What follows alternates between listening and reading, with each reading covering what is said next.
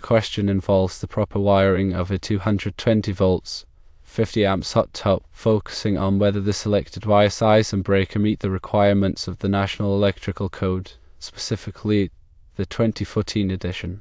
The homeowner wired the hot tub using 6-3 wire from the main service entrance to a sub-panel protected by a 50 amps GFCI breaker. The main service is rated at 200 amps. The core concern is whether the 6-3 wire is adequately sized and protected for this application, considering the hot tub's load and the service capacity. To address this, we must consider the ampacity of the wire, the breaker size, and relevant sections of the National Electrical Code. Ampacity refers to the current carrying capacity of a conductor, which is determined by factors such as wire gauge, insulation type, and installation conditions. The National Electrical Code provides tables that specify the ampacity of different wire sizes and types. Breakers are overcurrent protection devices designed to protect conductors from overheating and potential fire hazards by interrupting the circuit when the current exceeds a certain level. The size of the breaker must be appropriately matched to the ampacity of the wire it protects. In this scenario, the 6-3 wire is stated to be rated for 55 amps, and it is protected by a 50 amps breaker.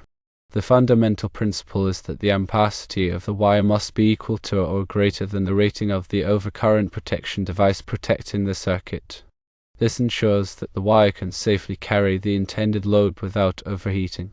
Now let's examine the specific National Electrical Code requirements. While the exact sections may vary slightly depending on the edition of the National Electrical Code, the underlying principles remain consistent.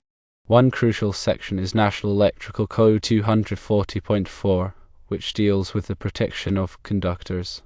This section generally states that conductors must be protected against overcurrent in accordance with their ampacities.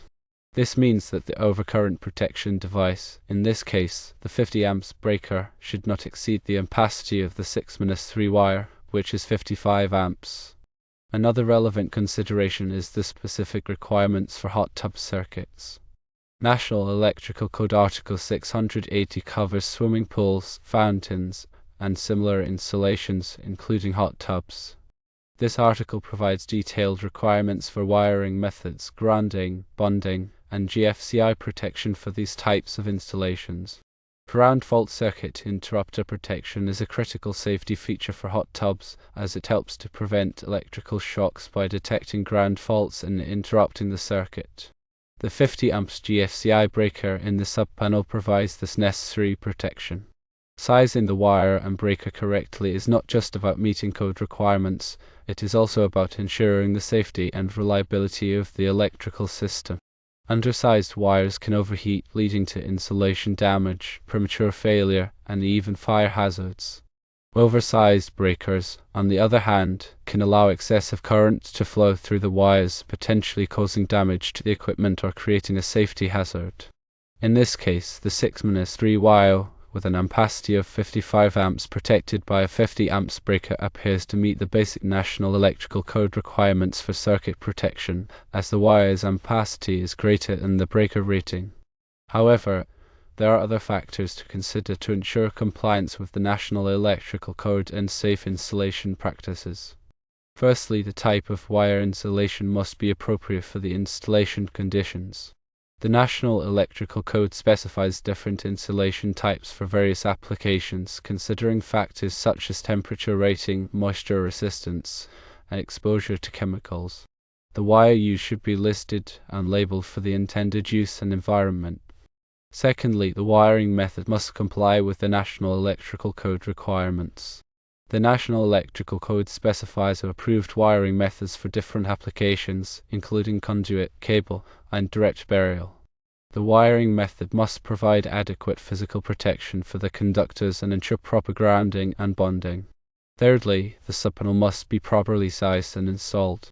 The sub-panel must have sufficient capacity to accommodate the hot tub circuit and any other loads it serves.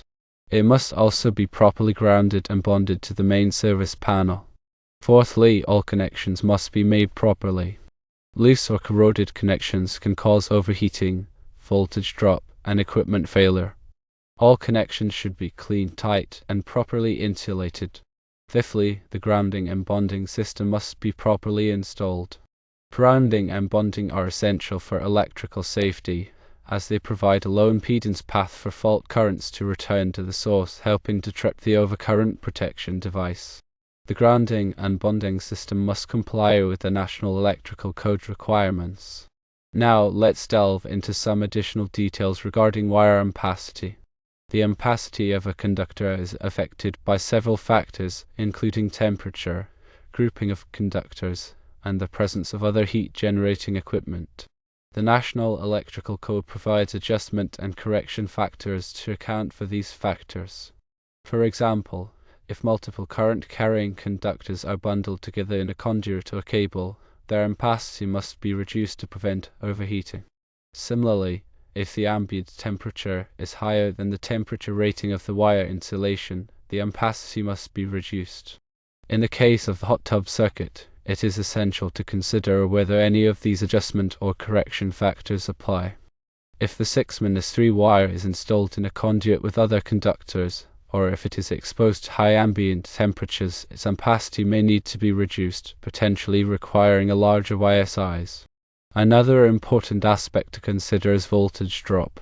Voltage drop refers to the reduction in voltage that occurs along a conductor due to its resistance. Excessive voltage drop can cause equipment to operate inefficiently or even fail. The National Electrical Code recommends limiting voltage drop to a maximum of 3% for branch circuits and 5% for feeders. To minimize voltage drop, it may be necessary to use a larger wire size or shorten the length of the circuit. In the case of the hot tub circuit, it is essential to calculate the voltage drop to ensure that it is within acceptable limits. The length of the 6-3 wire run from the service entrance to the sub-panel should be considered, as longer runs will result in greater voltage drop. Furthermore, it is important to verify that the hot tub is properly grounded and bonded according to the National Electrical Code requirements. Grounding provides a path for fault currents to return to the source, helping to trip the overcurrent protection device and prevent electrical shock. Bonding ensures that all metal parts of the hot tub and its associated equipment are electrically connected, minimizing the risk of voltage differences and electrical shock. The National Electrical Code specifies detailed requirements for grounding and bonding hot tubs, including the size and type of grounding conductors, the location of grounding electrodes, and the methods for bonding metal parts. In addition to the wiring and grounding requirements, it is also essential to ensure that the hot tub is installed in a safe location. The National Electrical Code specifies minimum clearances for hot tubs from overhead power lines and other electrical equipment. The hot tub should also be located on a level, stable surface and protected from physical damage. It is also recommended to install a fence or other barrier around the hot tub to prevent unauthorized access, especially by children. Regarding the question about the 200 amps service and the 50 amps hot tub, the fact that the main service is 200 amps is not directly relevant to whether the 6-3 wire is adequately sized for the 50 amps hot tub. The wire size and breaker size must be appropriate for the load they are serving, regardless of the size of the main service. However, the service size is relevant to the overall load calculation for the electrical system.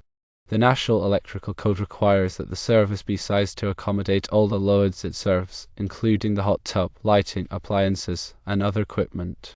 If the addition of the hot tub would cause the total load to exceed the capacity of the service, it may be necessary to upgrade the service to a larger size. To perform a load calculation, you would need to determine the total connected load of all the equipment served by the service, taking into account demand factors and diversity factors. Demand factors are used to account for the fact that not all equipment will be operating at its maximum load simultaneously. Diversity factors are used to account for the fact that different types of equipment have different load profiles. Once you have determined the total calculated load, you can compare it to the capacity of the service to ensure that it is not overloaded. In summary, the 6-3 wire with an ampacity of 55 amps protected by a 50 amps breaker appears to meet the basic National Electrical Code requirements for the 50 amps hot tub, assuming that all other requirements are met, including proper insulation type, wiring method, grounding, bonding, and voltage drop calculations. It is always recommended to consult with a qualified electrician to ensure that the installation complies with all applicable codes and standards and that it is safe and reliable. Remember that electrical work can be dangerous, and it should only be performed by qualified individuals who are familiar with the National Electrical Code and safe work practices. Firstly, ensure the wire type is rated for wet locations. Secondly, confirm the GFCI breaker is functioning correctly. Thirdly, check all connections for tightness to prevent arcing. Fourthly, verify proper grounding to minimize shock hazards. Fifthly, document the installation details for future reference. Sixthly, inform the homeowner about electrical safety. Seventhly, consider a professional inspection for peace of mind. Eighthly, adhere to local electrical codes and regulations. Ninthly, prioritize safety above all else during the installation. And tenthly, use quality materials to ensure long-term reliability.